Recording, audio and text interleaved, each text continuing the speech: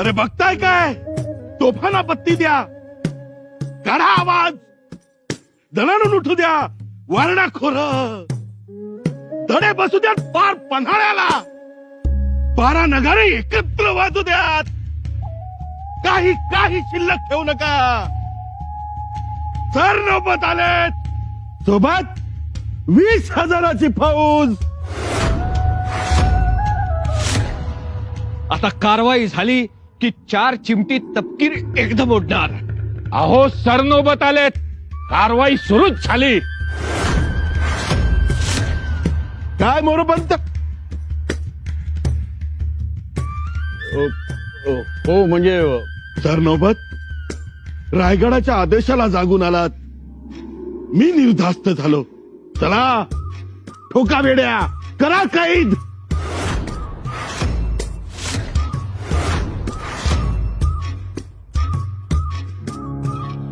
काही तर करायचीच आहे, केलीच पाहिजे, यासाठीच तर आलोय.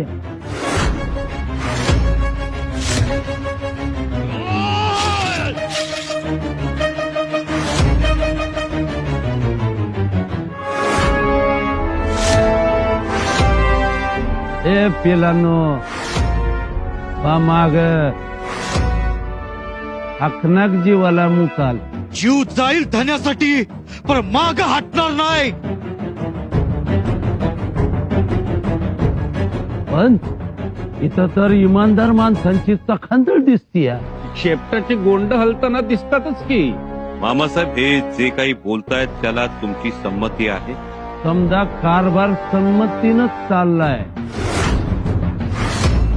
त्यामुळे तुम्हाला काय समजायचं ते समजा.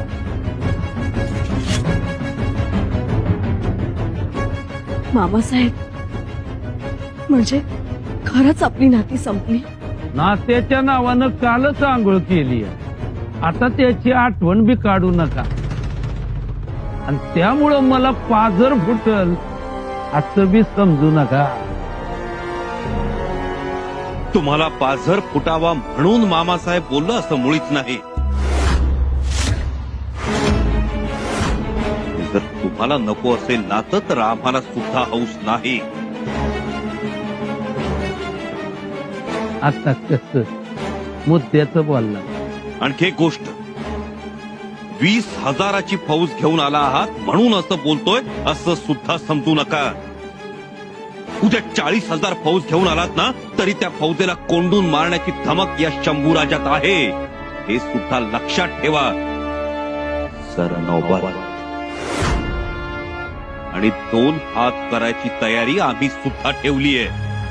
ज्या क्षणी तुम्ही आम्हाला हात लावाल त्या क्षणी या पन्हाळ्याच्या तटाबुर्दात दडून बसलेला मावळा हर हर महादेव गरजत उठेल, रणकंदन करेल आणि लाल भडक रक्ताचा ओघळ जेव्हा पंचगंगेला जाऊन मिळेल तेव्हाच तो थांबेल. म्हणजे हे काय सरनोबतांना खुले आव्हान समजायचं की काय? असू द्या, मी बी त्याचीच वाट बघतोय. उलट माझ्याकडनंच शंभूराजासनी सलामी दिली गेली पाहिजे. अरे बघतोय काय, आणा त्याला.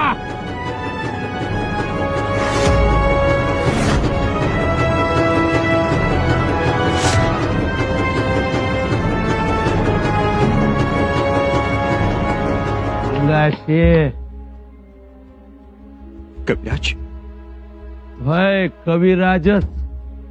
कविराज कुठे होतात तुम्ही? किती शोधलं आम्ही तुम्हाला. तुम्ही ठीक तर आहात?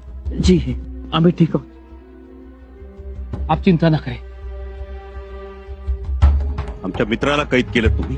तुमचं मैतर म्हणून वाचलं, नाहीतर तिथंच चिरफळ्या करून दारात वाळात घातल्या असत्या. कारण काही बदतमीजी केली त्यांनी. निष्ठा तपासायला आलं होतं या हंबीररावाची. पण मी म्हणतो, जाणाऱ्याने तरी कशाला जावं आणि पाठवणाऱ्याने तरी कशाला पाठवावं? अहो माणूस तरी तरबेज पाठवायचा होता. अहो यांना स्वराज्याचा काय हो अदमास.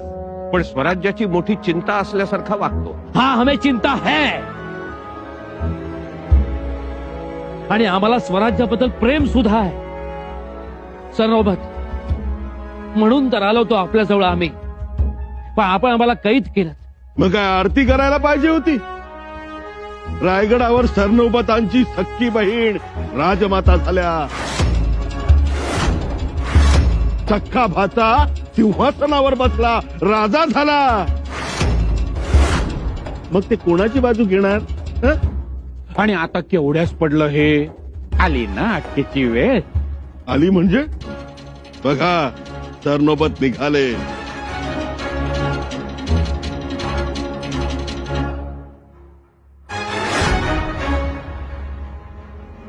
मामासाहेब, हंबीर दादा, कर्तव्याच्या आड नाती गोती आणायचे नाहीत. हा स्वराज्याचा दंडाक. पहिलं स्वराज्य हित, आधी लगीन कोंडाण्याचं, मग रायवत. आम्ही त्याच विचारांचं पायी. सरनौबत, आता बोलण्यात वेळ दौडू नका. आदेशाची अंमलबजावणी करा.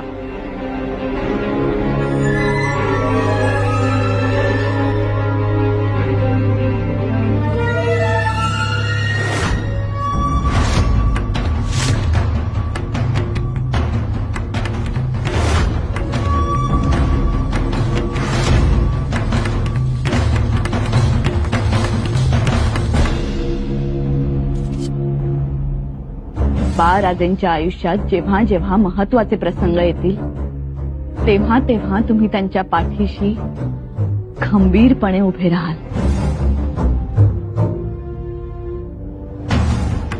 मामासाहेब, युवराज, तुम्ही आम्हास मुद्रा केलेला आम्हाला आवडत नाही. उलट आम्हीच विसरलो तुमच्या पाया पडायचं. नाही नाही नाही. ज्यांची हयात आबासाहेबांच्या सावलीत